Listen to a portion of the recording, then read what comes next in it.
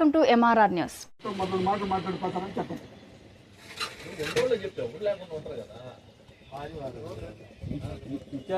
ఈ చక్రా సిమెంట్ ఫ్యాక్టరీకి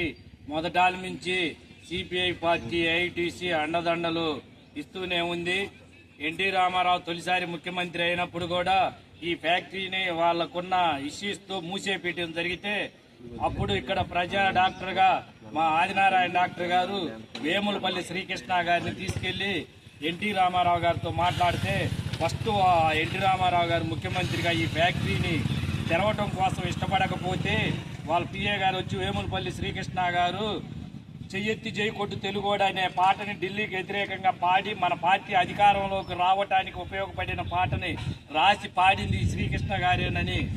చెప్తే అప్పుడు లోనికి తీసుకెళ్లి రామారావు గారు ఏంటి సార్ అని మాట్లాడితే ఫలాని ఫ్యాక్టరీ యాజమాన్యంతో మీకున్న గొడవల వల్ల అక్కడ పనిచేసే కార్మికులు నష్టపోతా ఉన్నారు, వాళ్ళ దృష్టిలో పెట్టుకొని ఆ ఫ్యాక్టరీని తెరిపించే మార్గం చేయాలని చెప్తే అప్పుడు ఎన్టీ రామారావు గారు మీరు ఇంటికి వెళ్ళేసరికి ఆ ఫ్యాక్టరీ తెరుచుకుంటుంది వెళ్ళండి అని చెప్పి మాటిచ్చి వేములపల్లి శ్రీకృష్ణ గారికి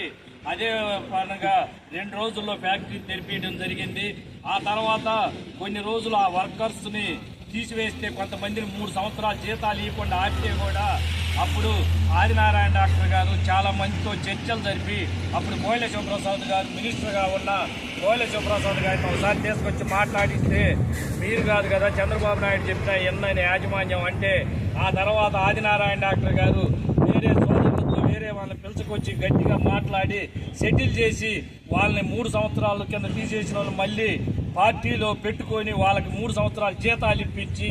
ఇచ్చేసిన ఘనత మన ఏఐటీసీ సిపిఐ పార్టీకే ఉంది. అదే ఈ రోజు కూడా మాట్లాడడానికి వచ్చి అదే